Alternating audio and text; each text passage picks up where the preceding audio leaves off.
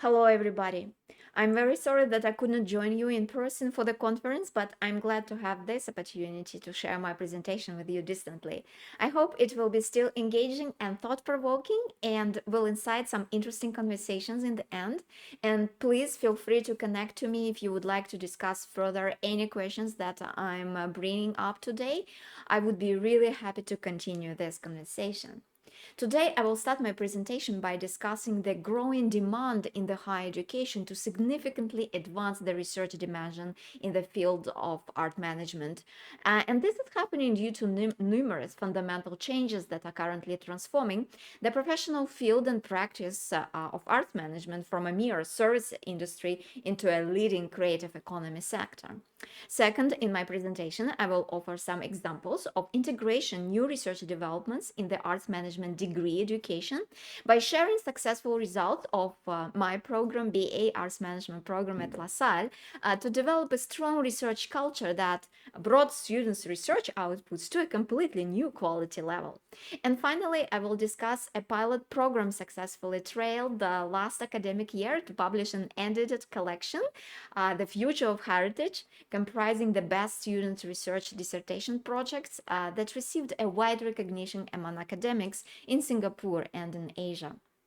So let's start by looking at the developments of the creative economy sector in the past 2 decades. The Creative Economy 2030 report, for instance, which was produced by Asian Development Bank, underscores the significant shifts transforming the creative industry. In recent decades, this domain has experienced remarkable growth and diversification. While the cultural sector contributes a seemingly modest around 3% to the global GDP, its influence extends far beyond this figure. The report highlights the sector's role as a major employer, directly providing jobs for around 50 million individuals around the world. Furthermore, the world exports of creative services have more than doubled in a decade, jumping from almost 500 billion United States dollars in 2010 to almost 1 trillion United States dollars in 2020. The pandemic further solidified the cultural sector importance, with a more than 200% surge in digital content consumption and around 100% rise in engagement with interactive content. During the pandemic, people turned to creative industries for entertainment and connections because it was really challenging times. Everyone remembers that. This trend highlights the cultural sector's potential for continuing growth and its increasing role in the global economy. Another very important report that I also wanted to bring your attention is United Nations Creative Economy report that paints also a promising picture for the cultural sector role in the global development. While highlighting the need for more data and innovative policy approaches, the report emphasizes the creative economy potential for job creation, income generation, and fostering innovation. This is particularly important for developing countries like many emerging economies here in Asia, where the report identifies the creative sector as a viable path for sustainable development. The report's findings demonstrate the sector's growing importance, with creative services experts significantly outperforming creative goods experts and even showing resilience during the pandemic time. South-South trade in creative goods, for example, is also flourishing, offering new opportunities for developing economies. And as the world faces complex challenges, the creative economy remains a very important pillar in inclusive and sustainable development. The creative sector is no longer confined by physical borders. Artists and art managers now operate within a sophisticated, complex ecosystem that boasts transnational and transcultural. Hyperconnectivity means a constant stream of global influences and the need for agility to adapt to these dynamics. Digitalization is transforming how art is created, distributed, and finally experienced. Data informs everything from audiences' preferences to funding decisions, while platformization and phantomization raise digital assets like NFTs presents new possibilities for the arts management sector. The focus is shifting from single experiences to capturing audience attention in a crowded online space. This demands innovative art business models that can thrive in the digital realm. Traditional governance structure may need to adapt, with hybrid models emerging to navigate these new landscapes. And collaboration, of course, is the paramount in the new world, with ad hoc partnerships and creative solutions becoming essential for artists and art managers to succeed in this intricate and ever-evolving global environment. To flourish in the dynamic cultural landscape, emerging leaders, creatives, managers, and producers need to cultivate a future oriented skill set. And this now includes nurturing an innovative and entrepreneurial mindsets, allowing them to identify opportunities and develop creative solutions within a complex environment. Strong digital and data literacy are crucial for navigating the online world, analyzing the audience trends, and utilizing digital tools for creation, distribution, and marketing. Furthermore, with the rise of data driven decision making, understanding how to collect, analyze, and interpret data will be essential, is already very essential. Augmenting human management intelligence is also the key right now. Leaders will need to effectively harness technology to empower their teams and foster collaboration while still valuing human connection and emotional intelligence. Finally, strengthened research skills are vital for staying informed and in the global trends and new technologies and the evolving audiences' preferences, ensuring cultural leaders can successfully adapt, and thrive in this ever-shifting terrain. 24 years ago, Yves Everd and Francois Colbert published an article called Arts Management, a New Discipline, Entering the Millennium. And that recognized the emergence of the new academic discipline that we find right now in arts management. Since the time, arts management has undergone a really fascinating transformation, blossoming for a practical pursuit into a distinct academic discipline. This journey began with the recognition that it occupies its unique space, bridging the theoretical framework of management with specific needs of the arts sector. Over time, this unique position has solidified into a robust body of knowledge, complete with its own set of credentials. Evidence of this evolution can be seen in the rise of specialized research published in both established management journals and dedicated arts management publications. Additionally, the field has fostered its own academic ecosystem with conferences specifically focused on advancing its knowledge base, like the conference that we are experiencing right now. Finally, the creation of specialized training programs has cemented arts management place in the academic landscape, equipping further generations with the skills and understanding to navigate this dynamic and ever-evolving field. Arts management scholarship has become a rich tapestry reflecting the diverse needs of the cultural landscape. On the one hand, a deep pool of publications delves into a specific management functions, from marketing and fundraising strategies to legal considerations and audience development tactics. Scholarly books offer targeted expertise. Financial management, of course, is a cornerstone for any arts organization, receives a significant attention. On the other hand, their wide body of scholarship embraces the variety of cultural institutions themselves. Dedicated books explore the unique management challenges and opportunities faced by, for example, museums or performing arts organizations, festivals, or specific art forms like music or visual arts.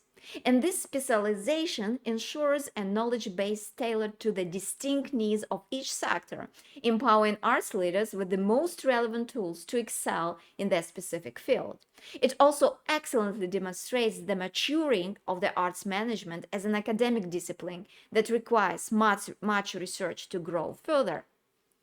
Another evidence of this academic maturity is the most recent decolonization agenda that indicates a growth of the discipline around the world with a need to diversify knowledge in relation to different cultural traditions and specific country contexts. The realm of arts management is shedding its Western-centric skin, no longer confined by the narrow geography of a single political or linguistic tradition. This field is embracing a global perspective, and this shift empowers reflective engagement with research, encouraging critical choices about what, who, and how to explore. Diversification is the key here, with research contexts, methodologies, and theoretical foundations expanding to encompass a wide range of voices and experiences. This includes fostering epistemic traditions, ways of knowing that reflect the cultural, linguistic, ethnic, and racial backgrounds of students. Indigenous knowledge, long undervalued, is now recognized for its immense value. Reserving this knowledge and encouraging further development assures a richer, more inclusive understanding of arts management, one that resonates with the complexities of our globalized environment.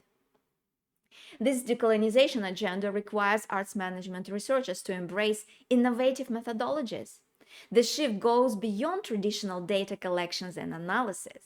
As a result, research praxis approaches, where research itself becomes a form of artistic creation or a practical, experience, are gaining traction. Mastering research creation as a critical practice allows for deeper engagement with the subject matter.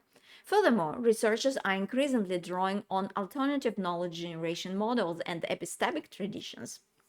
And this move acknowledges the limitations of Western centric frameworks and integrates diverse ways of knowing.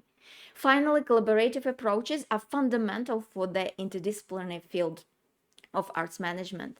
By building value network synergies, researchers should tap into the unique expertise of artists, community members, and other stakeholders. This collaborative spirit fosters richer research outcomes that resonate with the complexities of the contemporary arts landscape. At LaSalle, the Answer Lab series is a platform for critical conversation to take place on the development and management of arts and culture in Southeast Asia. Every year, the Answer Lab takes place in different cities. Since 2019, the Answer Lab traveled to Kuala Lumpur in Malaysia, Ho Chi Minh City in Vietnam, Bangkok in Thailand, and most recently this year in Yogyakarta in Indonesia. Each Answer Lab comprises a series of exchanges between local scholars and artists of a city country with scholars and artists from other parts of the region. It may include visits to key sites and projects, public fora or closed roundtables, and fosters the development of wider and deeper participation in sustained and analytical reflections of arts and cultural work. Bringing BA and master students to these cultural tours fosters the active research in the program while exposing the new generation of arts managers to the contextual specifics in the region, and also, very important, building their networking not only for research but for further development of the sector. Furthermore, in a rapidly evolving creative sector, advancing applied research in arts management is no longer a luxury, but really a necessity. This research needs to embrace the fast paced environment, anticipating and dynamically addressing the industry emerging needs. Instead of solely reacting, proactive development of applied research solution is critical to stay ahead of the curve. Critical assessment of research claims is also vital, ensuring new management practices, development models, and policy recommendations are truly valuable. Ultimately, the goal is to generate actionable research insights that empower arts organizations. These insights can inform strategic planning, audience engagement programs, and the development of innovative initiatives, ensuring the arts sector thrives in this dynamic and ever-changing landscape. For example, LaSalle flagship arts project model offers a unique opportunity for our students to engage very closely with industries for collaborations, to bridge the gap between theory and practice by collaborating for research. Facing a rapidly changing arts landscape, the program invites industry partners, from established arts organizations to creative startups, to co-create projects addressing the most pressing challenges and issues of the arts sector right now. Industry collaborators benefit by receiving very fresh perspectives and innovative solutions from our students' teams, while students gain really invaluable real world experience tackling real industry problems. Throughout the semester, students work in teams under faculty guidance to develop a deliverable tailored to the collaborators' needs. This deliverable could be a research project, a strategic plan, a website, or even a physical event. So, in the past several years, we collaborated with really great and diverse body of organizations in Singapore that also includes government organizations such as National Arts Council and National Heritage Board. For example, this year we completed 4 projects for both of these two organizations with really amazing results and really happy customers who were really engaged with students to develop solutions for their current problems. Ushering a new generation of voices, LaSalle BA Arts Management Program published an inaugural edition of the student research anthology, The Future of Heritage. This is another flagship project that we trialed and started just last year. So we published a book that comprises the research dissertation project of the best of our BA students. The book that we call The Future of Heritage serves as a platform for us, for emerging art managers, cultural leaders, and change makers to share their vision for the creative sector in Singapore and beyond. More than just a collection of essays, the edited collection offers a treasure trove of insightful research findings and, most importantly, fresh perspectives and bold strategic visions from our students. These young minds, brimming with optimism, inject much needed dose of inspiration into the field. And the book also embraces democratic discourses, offering a counterpoint to often senior dominated world of arts management and academia. Published in the wake of the COVID-19 pandemic, The Future of Heritage delves into the unprecedented technological advancements and innovative experiments shaping the future of the cultural institutions. And let me give you some insights into the book featured project. So the chapter Museums Without Walls in Southeast Asia, conducted by Lim Shaling, is a fascinating account of ecomuseological practices happening in rural communities in Thailand, Cambodia, and Indonesia. The chapter identifies and analyzes effective heritage preservation technologies which help local communities to preserve their tangible and intangible heritage, especially under conditions of limited resources and infrastructures. These models of eco-museums, which exist due to or even despite the lack of institutionalized interventions, they are really illuminating forms of heritage survival that are emerging in more virtualized and hyper-connected environments. And now we see a lot of these communities, embracing the metaverse and embracing the virtual technologies as a ad hoc gathering of people to sustain the living heritage of right now.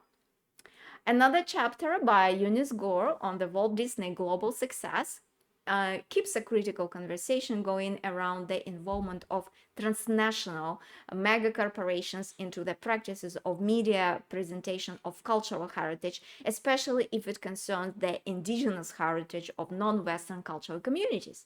So Eunice explores Walt Disney Company's approaches in creating highly engaging and captivating media products featuring cultural heritage and traditions from different countries around the world, including Asian, which keep breaking global box offices records.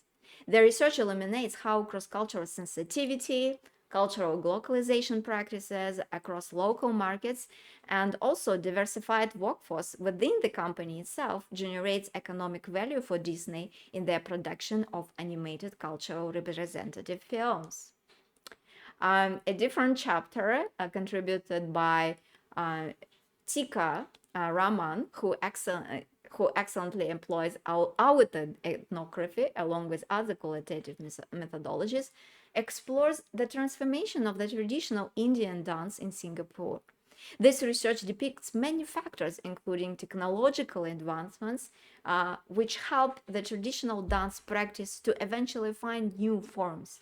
These new manifestations of heritage resonate stronger with contemporary dancers in Singapore, who reimagined the dance for future generations, gaining more ownership over the form, democratizing its practices and relationship among teachers and students.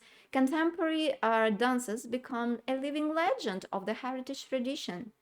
It thrives not necessarily through the purity of the form, but instead finds new life through dedicated dancers like Tika herself, who have the courage to express deep commitment and to keep the heritage tradition going.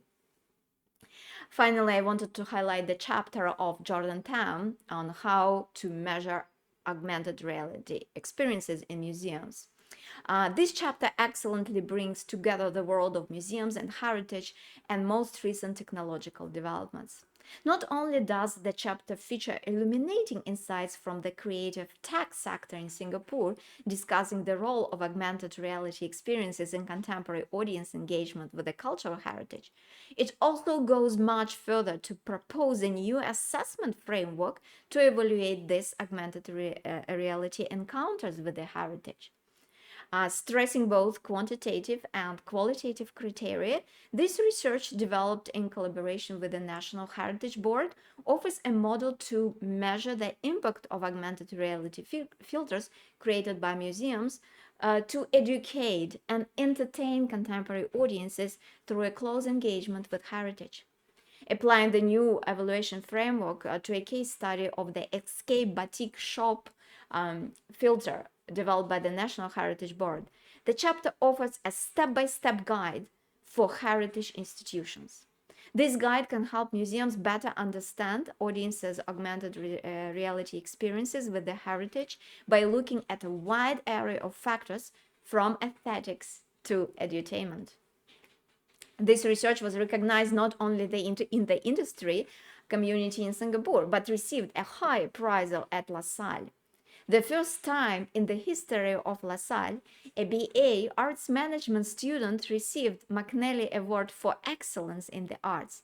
It's a very prestigious award given each year to the best BA student at LaSalle. Jordan Tam is the first graduating student in our program, and I'm so proud of that, who, through his example, vividly demonstrated a radical shift currently happening in the arts management field, transforming from a mere service industry into a leading creative economy sector. Jordan's curiosity, resourcefulness, creativity, intelligence, and persistence ensured his exemplary success in conducting his research project for his BA dissertation. And let me show you a short video.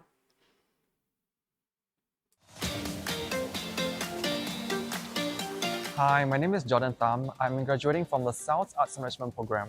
I'm an arts manager specializing in cultural policy research and arts marketing. I see the role of an arts manager as someone who is like a bridge to connect artists, audiences, and relevant stakeholders from arts organizations to come together to grow and develop the arts sector in Singapore. I've actually met a lot of people from different walks of life, and I find it very fulfilling to connect them to the arts. I want to help organizations find their brand voice and connect with the right audiences.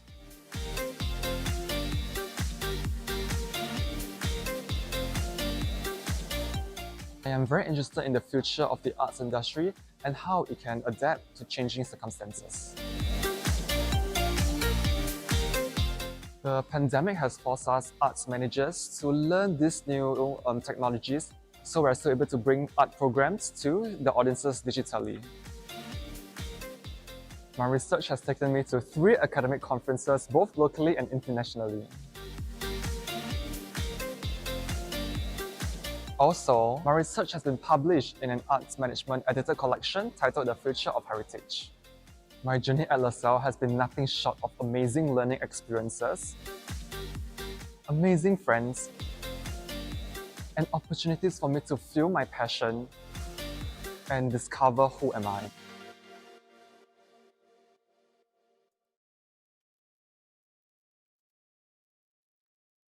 Let me finish at this very positive note, and thank you for your attention today. I'm really happy to share several copies of the book with you. Please feel free to take one if you are interested to learn more about this edited collection. And I'm also would be like really happy to continue this conversation beyond the conference.